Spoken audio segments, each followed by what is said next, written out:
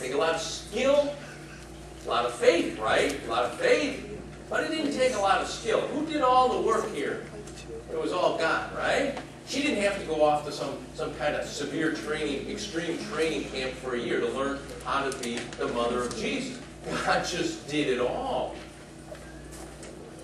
That's very important because a lot of times, today, everything's got to be epic, right? It's got to be epic or some superstar's got to be involved if anything means anything. And you look at the way God reveals himself to us, it's just the opposite, isn't it? God doesn't want superstars because they call attention to themselves, and he doesn't need epic because he's epic. He is the epic. So what does he do? He chooses people who don't have any political power, any kind of education, any kind of financial influence, and he changes the world through them. Would you say that Mary's life made a difference in this world? Every time we say the year, we recognize what she did, right? Because of the child that was born of Mary, we say 2009 years after the birth of Christ. What does God do? He takes very ordinary, common people, and he does extraordinary things through them. Now, I don't know how you feel, but for somebody like me, that's good news. Hey, he can do something through me. He doesn't need a superstar. He looks for somebody. All he looks for is the faith so that he can come into our lives. That means there's this tremendous application that means your life is vitally important. Your life makes a difference every single day. I'm going to talk about just how that happens with that picture. But the screen went on just a little bit too soon. But let's go to it. That's a very common event, right? It's a man holding a little girl. Let me tell you a story behind that. It's a true story. It happened in 2006. His name is John Gebhardt. He's a Master Sergeant in the Air Force. The little girl's family was executed. She was shot in the head and left for dead. For some reason, he was the only one that could calm her when she got upset. When she started to cry, he was the only one that could keep her from crying, that could calm her, that could put her to sleep. And so he'd spend some nights at the Army or at the Air Force hospital, just letting the little girl sleep on his chest so that she would be calm, so that she would get better. A very simple thing, isn't it? He didn't have to do any medical training to learn how to comfort a little child, did he? But what a difference it made in that child's life. Now, here's the interesting thing.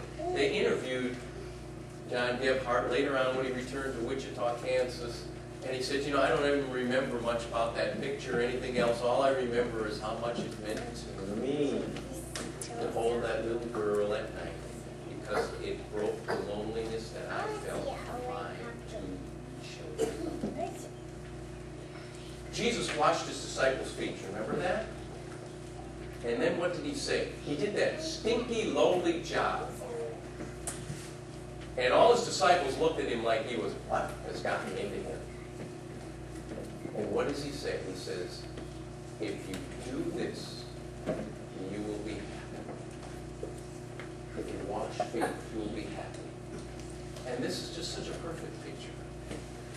Instead of going back to the barracks, instead of doing what he wanted to do, John Gebhardt spent a couple of nights making a difference for a little girl who had been shot in the head. And in the process, look at what God did for him.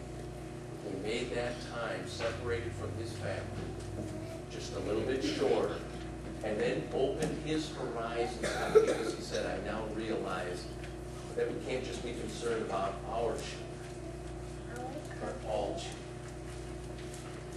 Your life makes a difference in the little things. We think, oh, if God's going to work in my life, I got to go here, I got to go someplace far away, I got to do something dramatic. Would you just stay where you are? Moses didn't decide to lead the people of Israel out of Egypt. He didn't get this idea one day while he was leading, taking care of his sheep. I got to do something important with my life. I'm going to go and lead the people of Israel out of Egypt. He didn't do that. What was it? He's taking care of his sheep, and God says, Moses, you're going. And if anybody remembers that story, did he want to go? No. He did everything to get out of it. If God's going to send you to do something spectacular, I guarantee you, he'll let you know. You probably won't want to do it. So don't worry, but you'll do it. But don't worry. In your daily life, where you are at right now, God will bring opportunities like this in a different form, but opportunities.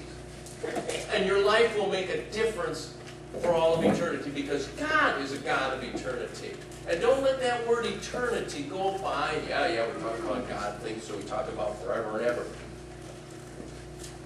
You are the way you are because of the people that went before you.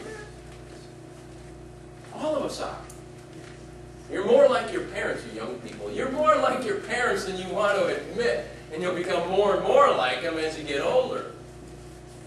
And your parents are like the way they are because of their parents. We all have a tremendous tie to the past. Because what? Everything works together, right? It's all tied together. Now, what does that mean about what you're doing today? It means it is integrally and intimately tied to what is going to happen in future generations. The good that you do for Christ today, you may not see. But it's going to show up 2 or 3 or 4 generations down the line, because that's the way the God of eternity works. And I don't think there's anything more exciting than that in life. I don't think there's any better way to live. There is going to be suffering. There is going to be pain in life. There's going to be good times. There's going to be bad times. And as Solomon said, if all we're looking for is a party life, we're going to be disappointed, because there's no such thing as one constant party. I mean, the rock stars try that. What happens? They get to a point and they usually either die of excess or they commit suicide. We live in a world of pain, and we're going to experience it. But to know that every day we get up, there are opportunities to change eternity for someone, and someday it'll show up. Boy, that's happiness. Call it joy, call it contentment, call it purpose. I don't know. I like to call it happiness, because I think, I don't hear a whole lot of people saying, boy, I'd like a little joy in my life, or I'd like a little meaning or purpose, but I do hear people say all the time, what's wrong with being happy? This is happiness. That God at Christmas time has made your life matter and make a difference every single day. Mary goes on, and she says, you got reason to be happy because God is going to make things right. And this is important, because sometimes life isn't always fair. She says, His mercy extends to those who fear Him. From generation to generation, He's performed mighty deeds with His arms. He's scattered those who are proud in their inmost thoughts. He's brought down rulers from their thrones, but He's lifted up the humble. He's filled the hungry with good things, but He has sent the rich away empty. Because of Christmas, you can be sure that things are going to turn out in your life, and things are going to turn out the way God wants them to on a cosmic scale. And that is very, very important, because life is not fair. The good guys don't always win. Bad people suffer, bad people prosper, and good people suffer. Psalm 73. Read that psalm sometime. 73. Very interesting. The whole first part of the psalm, the guy goes, God, what are you doing? I don't understand this. The bad guys are winning and the good guys are losing, and I'm losing my faith in you. What these passages say here is yeah, God has allowed a time when He gives people the option. You can believe in Him